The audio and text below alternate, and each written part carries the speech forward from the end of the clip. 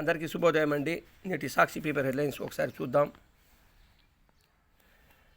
70 ఏళ్లకు పూతడి, ప్రపంచ ఆర్థిక అనిశ్చితులు, భౌగోళిక రాజకీయ ఉద్రిక్తలు కారణం. 2 రోజుల్లో 155 ప్రకంపనలు జపాన్లో. రాష్ట్రాల అభివృద్ధితోనే దేశాభివృద్ధి, ప్రధాని నరేంద్ర మోడీ. మణిపూర్లో కాల్పులు, వలసలను అడ్డుకుందాం, బ్రిటన్ ప్రధాని రిషి. ఏప్రిల్లో టెట్, జపాన్లో మరో విషాదాంతం. ట్యాంకర్ డ్రైవర్ల సమ్మెతో పెట్రోల్ కటకట. బంకులకు పోటెత్తిన వాహనదారులు, మధ్యాహ్నానికల్లా నిండుకున్న నిల్వలు, చాలా చోట్ల నో స్టాక్ బోర్డులు. సాయంత్రానికి అదుపు తప్పిన పరిస్థితి, పలు చోట్ల ఘర్షణలు, రోడ్లపై వాహనాలు బారులు తీరడంతో ట్రాఫిక్ జామ్. హైదరాబాద్లో వాహనదారుల నరకయాతన. రాష్ట్ర వ్యాప్తంగా 3000 బంకుల మూత. ఆయిల్ కంపెనీల ప్రతినిధులతో పౌర సరఫరాల కమిషనర్ సమావేశం. ప్రజలకు ఇబ్బంది లేకుండా చూడాలని సూచన. సమ్మె విరమణతో నేడు సాధారణ పరిస్థితి నెలకొనే అవకాశం. రోజంతా అల్లాడించి రోడ్డెక్కిన ట్రక్కులు, పెట్రోల్ బంకులకు పోటెత్తిన జనం. దేశవ్యాప్తంగా ఎక్కడ చూసినా క్యూలే. నిత్యావసర సరఫరాకు తీవ్ర అంతరాయం. చివరికి కేంద్రం హామీతో సమ్మె విరమణ.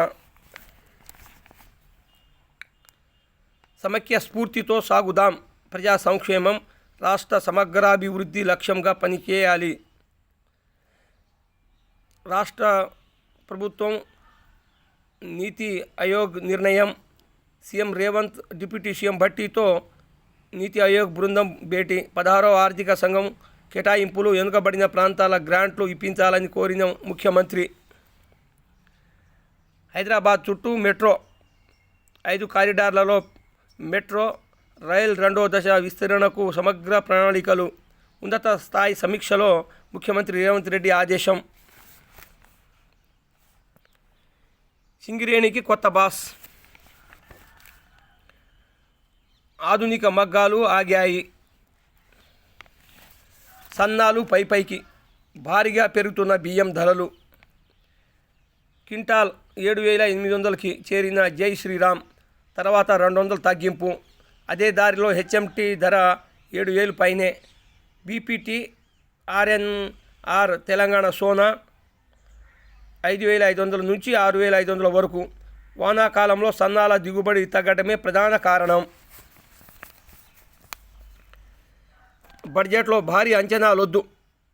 మారిన ప్రభుత్వ ప్రాధాన్యాలను దృష్టిలో పెట్టుకుని అంచనాలు రూపొందించండి. ప్రస్తుతం అమల్లో ఉన్న పథకాలు కొనసాగాలా వద్దా పరిశీలించండి. 2024-25 బడ్జెట్ అంచనాలపై ప్రభుత్వం శాఖలకు ఆర్థిక శాఖ ఆదేశాలు. కాళేశ్వరంపై సిబిఐ విచారణ కోరండి. 48 గంటల్లో కేంద్రం నుంచి అనుమతి తీసుకొస్తా. సీఎం రేవంత్ రెడ్డికి కేంద్ర మంత్రి కిషన్ రెడ్డి సవాల్.